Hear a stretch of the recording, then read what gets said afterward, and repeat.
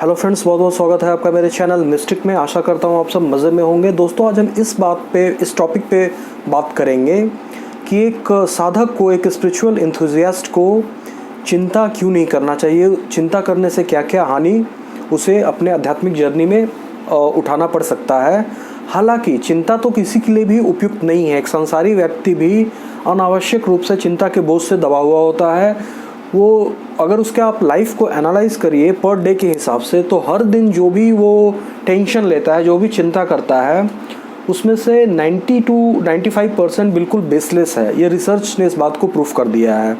मतलब कि उस चिंता करने का कोई मतलब ही नहीं है। वो उसके रियल जो प्रॉब्लम है उससे किसी तरीक़ा से लिंक नहीं है, फिर भी वो करता है, क्योंकि ऐसा करते करते उसका दिमाग को ये ट्रेनिंग मिल गया है कि चिंता करना ज़रूरी है। बिना चिंता किए हुए कोई काम नहीं हो सकता है।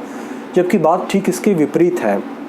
जब तक आपके दिमाग में चिंता रहेगा, आप स्ट्रेस में रहेंगे, आप कभी भी अपना बेस्ट परफॉर्मेंस नहीं दे सकते हैं।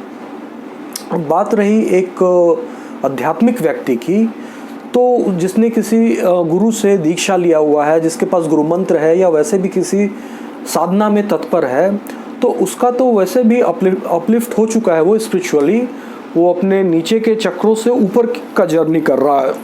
अगर आप ऐसे समझे तो उसका प्राण ऊर्जा उन्नत हो चुका है। इट डिपेंड्स कि वो कितने दिनों से कर रहा है। तो उसके पास तो ज़्यादा विवेक शक्ति होना चाहिए। उसे तो चिंता से बिल्कुल भी दूर रहना चाहिए। चिंता तो उसके लिए, एक साधक के लिए चिंता का कोई मतलब ही नहीं बनता है। देखिए मित्रों, ये मैं आपको साइंटिफिकली भी समझाऊंगा और स्पिरिचुअली भी समझाऊंगा, और दोनों में स्ट्राइकिंग पैटर्न ऑफ सिमिलैरिटी है। आप खुद ही एनालाइज करिए। दोस्तों, गोस्वामी तुलसीदास जी महाराज ने जो रामचरितमानस लिखा है वो अवधी लैंग्वेज में है।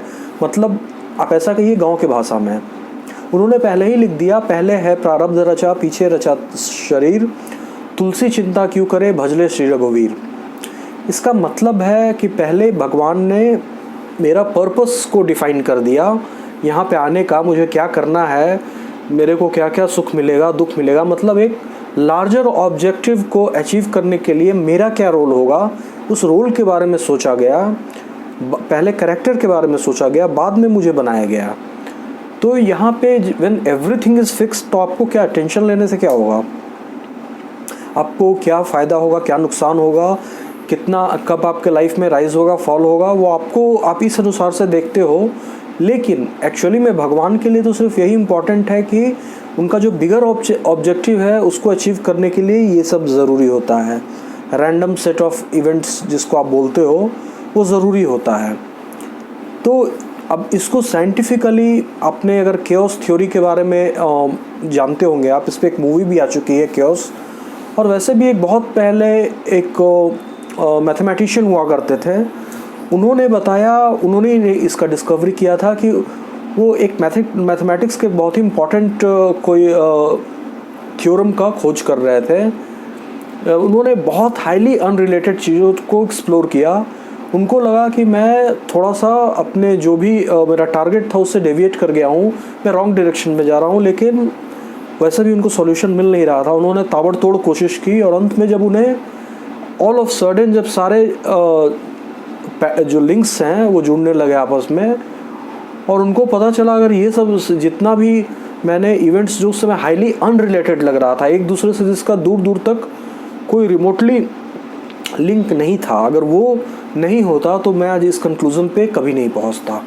वही हमारी लाइफ में भी होता है। हाईली अनरिलेटेड इवेंट्स जो है, जब आपका किसी व्यक्ति का जीवन समाप्त होता है, या वो अपना जर्नी, भौतिक जर्नी एंड करता है, या स्पिरिचुअल जर्नी भी जब उसका एंड होता है, तो उसको पता चलता है जो भी हुआ उसका होना कितना ज़रूरी था। तो साइंटिफिकली भी ये ट्रू है। अब तो उस पर बहुत रिसर्च हो रहा है, इन कंप्यूटर मैथमेटिक्स, बहुत वेर एवर इट इज़, हर जगह है। तो इसी को तुलसीदास जी महाराज ने एक ऐसे लैंग्वेज में बताया जो कि ईजिली कंप्रहेंडेबल है, एक रिक्शा पुलर के लिए भी और एक पीएचडी होल्डर के लिए भी। क्योंकि अध्यात्म का सबसे बड़ा जो उद्देश्य है वो ये है, हर जीवों का कल्याण हो, सारे लोग परम गति को, अपने जो सोल है वो सुपर सोल में मर्ज हो जाए। इसी चीज़ को ध्यान में रखते हुए हमारे ऋषियों ने अध्यात्म का विस्तार किया, तरह तरह के शाखाएं उसके अंदर ब्रांचेस, सब ब्रांचेस, सब चीज़ का मतलब यही है कि आपका आध्यात्मिक रूप से ऊपर उठना ज़रूरी है।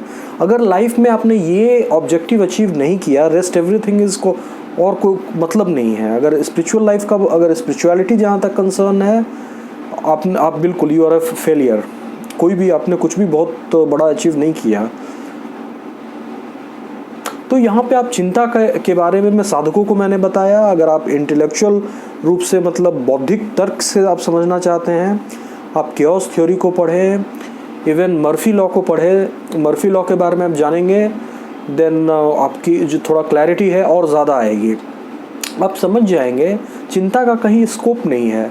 चीज़ें आपको लग रहा है मेरे साथ ये क्यों हो रहा है, या फिर इन चीज़ों का मेरे लाइफ में होना ज़रूरी नहीं था, लेकिन अभी आपका जर्नी इनकम्प्लीट है। जब वो पर्टिकुलर फेज़ या फिर बोलिए आपका जर्नी जब कंप्लीट हो जाएगा, आपको लगेगा ये एक्सट्रीमली इम्पॉर्टेंट था। जो सारे इवेंट्स थे, अगर उसमें से कोई एक भी एब्सेंट होता तो मैं आज यहाँ पे नहीं होता। या फिर एक पर्टिकुलर, अच्छा बुरा की मैं बात नहीं कर रहा हूँ, एक पर्टिकुलर ऑब्जेक्टिव को अचीव करने के लिए वो set of events, random set of events, वो बहुत ज़रूरी थे। तो ये तो आपका लॉजिकल एक्सप्लेनेशन हो गया, साइंटिफिक एक्सप्लेनेशन हो गया। अब आध्यात्मिक तौर पे हम ये कह सकते हैं कि चिंता का भगवान ने सब कुछ, एवरीथिंग इज प्री ऑर्डेंड, आप बोल सकते हैं प्रीडिस्टाइंड, हर कुछ पहले से किया हुआ है। और हम चाहें या ना चाहें, अगर किसी व्यक्ति का मैंने ये आपसे डिस्कस किया है, सत रज तम, ये 3 गुण प्रकृति के गुण हैं जिससे एक व्यक्ति संचालित होता है, और ये ब्रह्मांड में सर्वव्यापी है। तो अगर किसी व्यक्ति के बारे में के अंदर वो तमस गुण प्रधान है, वो तामसिक विचारधारा, उसमें तामसिक स्वभाव है, तो वातावरण से भी, ब्रह्मांड से जो वो तमस प्रधान चीज़ों हैं हमेशा उसके पास आती रहेंगी। तो और उसका एक्शन उसी अनुसार से होते रहेगा। तो इसमें आप उसको कुछ भी बोलो, आपका हट से क्या होगा। तो यहाँ पे बात तो ये है कि सब कुछ कोई क्या करेगा क्या नहीं करेगा, इवन वो व्यक्ति डिटर्मिन नहीं करता है, वो गुण डिटर्मिन करते हैं। That is very important. वो व्यक्ति तो सिर्फ उस हिसाब से करने को बाध्य किया जाता है, जिसको कृष्ण भगवान ने गीता में अर्जुन को बोला था कि अर्जुन बोल रहा था मैं युद्ध नहीं करूँगा। कृष्ण भगवान बोले कि बार बार जो तू बोल रहे हो युद्ध नहीं करूँगा, तेरा क्षत्रिय स्वभाव जो है ज़बरदस्ती तुझे युद्ध में लगा देगा। इम्पॉर्टेंट चीज़ है, क्षत्रिय स्वभाव ज़बरदस्ती युद्ध में लगा देगा। अगर किसी व्यक्ति पे कोई, अगर वो क्षत्रिय है और ख़ासकर अर्जुन के कैलिबर का, और उस पर कोई प्रहार करता है तो उसको रिटेलिएट करना एक क्षत्रिय का धर्म है, या धर्म युद्ध लड़ना क्षत्रिय का धर्म है। तो भगवान अगर गीता ना भी उससे बताते तो भी वो युद्ध में प्रवृत्त हो जाता, लेकिन गीता मानवता के लिए भगवान ने बताया अर्जुन को माध्यम बना के। तो हम बहुत ज़्यादा सोचने का स्कोप ख़त्म हो जाता है। एट द मोस्ट यही कारण है कृष्ण भगवान ने बोला निष्काम कर्म करो, तुम जो काम करना चाहते हो करो, लेकिन ज़्यादा फल के बारे में मत सोचो, अदरवाइज़ माइंड पॉल्यूट हो जाएगा।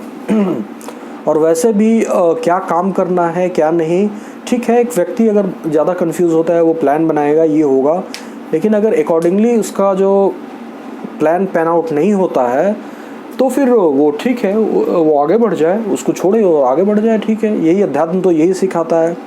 और ख़ासकर साधक, जैसे जैसे आपके साधना का स्तर बढ़ते जाता है, इंटेंसिटी बढ़ते जाता है, ये दिव्य ज्ञान आपके अंदर खुद ही स्फुरित होना चाहिए। नहीं हो रहा है तो आपकी साधना में कहीं ना कहीं कुछ कमी है। आप अपने गुरु से उसका अवलोकन करवाइए, उसको ओवरसी करवाइए कि आप कहाँ पे चूक रहे हैं, क्योंकि ज्ञान बहुत सारे किताबों में नहीं होता है। ऐसा नहीं है कि आपने अगर कोई वेद पढ़ लिया या पूरा, ठीक है वो पुण्य कर्म है, इससे जो प्राप्ति है, लेकिन ज्ञान बिल्कुल हो ही जाएगा। ज्ञान व्यक्ति के आत्मा की गहराइयों में छिपा होता है।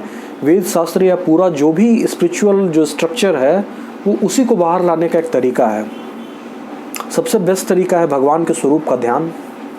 तो अगर आप कोई भी साधना कर रहे हैं और इस तरीका का जो बेसिक चीज़ है वहाँ आपके अंदर नहीं आ पा रहा है, तो आप अपने साधना में ध्यान को ज़रूर इंक्लूड करें।